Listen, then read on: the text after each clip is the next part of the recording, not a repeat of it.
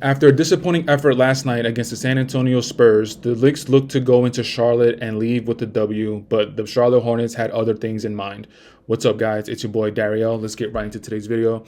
So, against the San Antonio Spurs, the biggest reason why we lost was the effort and the respect level that the Knicks gave the San Antonio Spurs was absolutely just not there, and then they had to dig themselves out of a hole.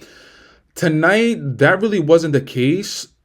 The reason why we lost, I feel like it's two things. One is just the ball just didn't fall for us. And two, I feel like we just didn't have players really step up. And it really got me to think about what a Carl Anthony Towns led team really looks like.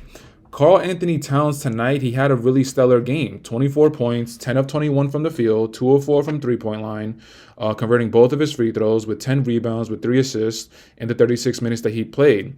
But the thing is with Cat, you're getting your numbers, but you're not really having a huge impact on the game. And of course, this is where it's blatantly obvious that we missed Jalen Brunson. Jalen Brunson was more than just our best player. Jalen Brunson was more than just him. He's more than likely going to get the most points. He's going to have an impact on the game that's going to have residual effects. The impact that he has on the game is going to allow everybody else to play a better game, to have even a bigger impact, to have even a bigger role. And if Cat is your best player on your team, now, okay, of course, it was on a back-to-back night where we were in San Antonio last night, and then they got into Charlotte at 3 a.m. this morning, and they had to play. I understand that, and that's a valid reason as to why maybe the Knicks just didn't have it tonight. That's a valid reason. But at the same time, I could also bring up the argument that you're playing against the Charlotte Hornets. The Charlotte Hornets being led by LaMelo Ball, who is one of, if not the most not winning player I've ever seen in my life. The kids, and he's definitely the part of the TikTok generation where you just have a lot of highlights, but you really have no substance to your game. So I'm going to get off the LaMelo hate train right now, and I'm going to refocus on the Knicks. But going back to Karl Anthony Towns, this is kind of what I was talking about in that video that I put out maybe last week. It's titled "He Is Ready." Go check that out. But the video, it was me doing a deep dive into the results of the Minnesota Timberwolves days when he was the best player on the team. I actually looked from Karl Anthony Towns' sophomore year, because in his rookie year, Kevin Garnett, that was Kevin Garnett's last season in the NBA, I believe. So Kevin Garnett took him under his wing, just showed him the ropes, what to expect from the league, how to do this, how to prepare for a game. And Karl Anthony Towns was a rookie. You know, like you can't really expect much of a rookie. Everything is brand new, and it's going to take some time to get used to it.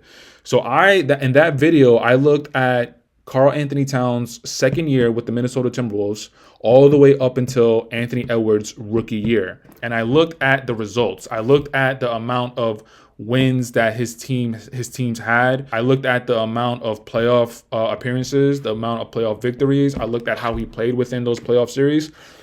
And it was really underwhelming. Like, he only went to the playoffs once when it was undeniably his team, and they ended up getting smacked in the first round by the Houston Rockets, losing in 5. I believe that was James Harden MVP year in like 2017 or 2018. When Karl Anthony Towns is the best player on your team, there is a certain limit. There is a certain ceiling that you're going to be able to put on the team. And Cat is more...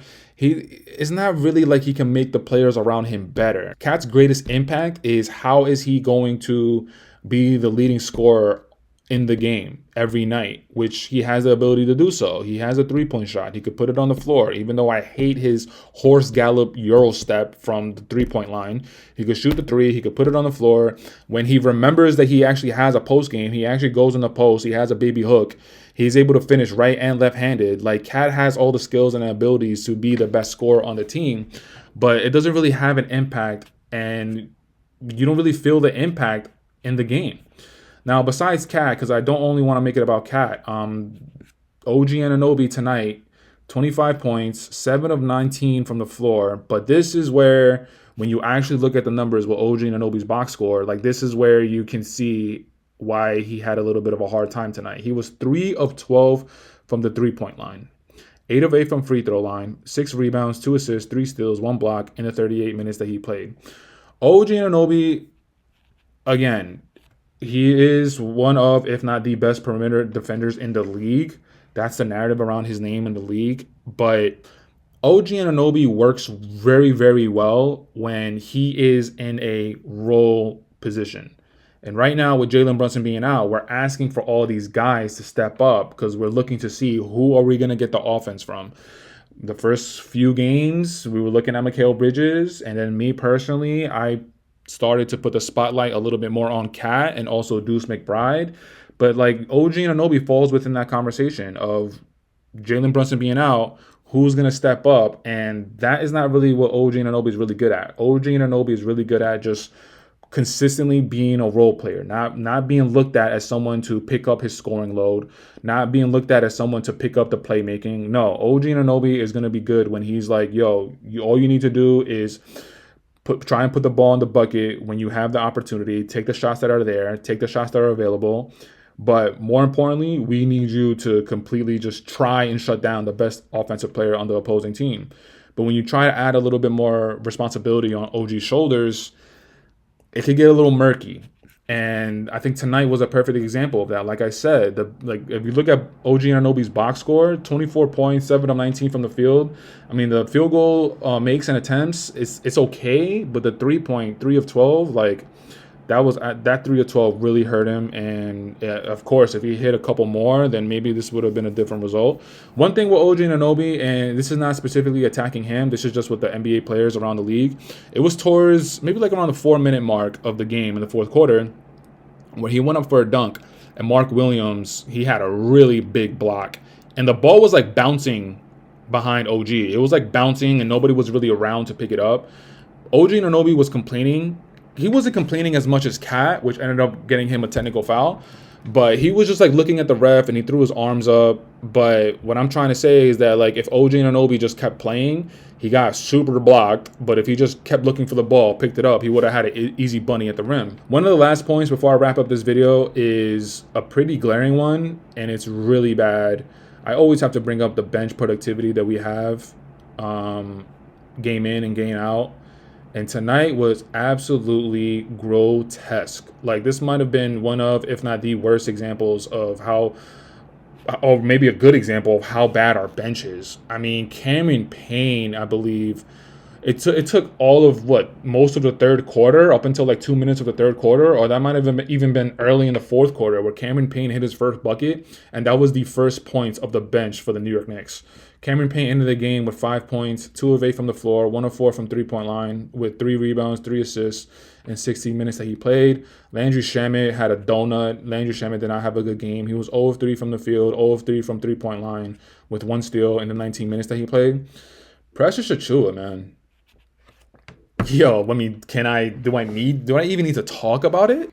It's just sometimes with Precious Achiuwa, it's just like, dude, where's your basketball IQ? And then in the second half, there were timeless possessions. And then in the second half, there were more than one example that I can point to where he has a bunny at the rim and he's actually fading away. That's one example. Another example, he tried to finish with his left hand and he completely bricked it underneath the rim. Like, Precious Achiuwa is, at this point, like, I'm not even hating on him. It's just weird. Like, it's just weird, bro. Can you play basketball or not? You take 1 step forward and then you take like 3 or 4 steps back. But the bench productivity is absolutely something that is in the playoffs against Detroit. I don't even know what's going to happen. I mean, by that time, Jalen Brunson is going to be out.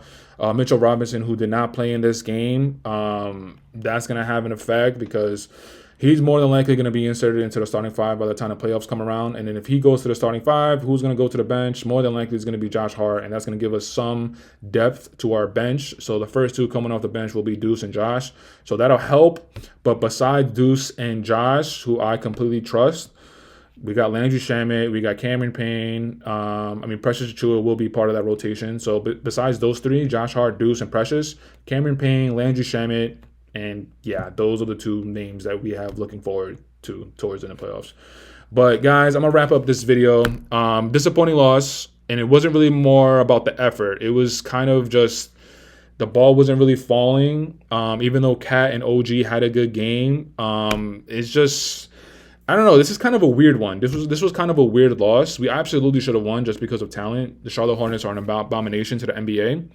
But it just sucks that it was on a back-to-back night. If this was a random, game on a Thursday where we had 2 days off, maybe I would be equally upset and disappointed. But we got to move forward. Playoffs are right around the corner, and We're more than likely going to be facing the Detroit Pistons, which is going to be another conversation. But until next time, guys, I want to say thank you so much for checking it out. Leave it in the comments. Let me know what you guys thought about the Knicks' effort tonight against the Charlotte Hornets. Let me know what you guys thought about my rant about Cat being the best player on your team, about OG and Anunoby, about the bench productivity. Let me know what you guys think about LaMelo Ball. Do you guys agree with me that he is the most not winning player that you've ever seen in your life? Because that's what I think he is. But until next time, you guys know the drill. You guys know the vibes. I'm out, baby. Queens. Peace.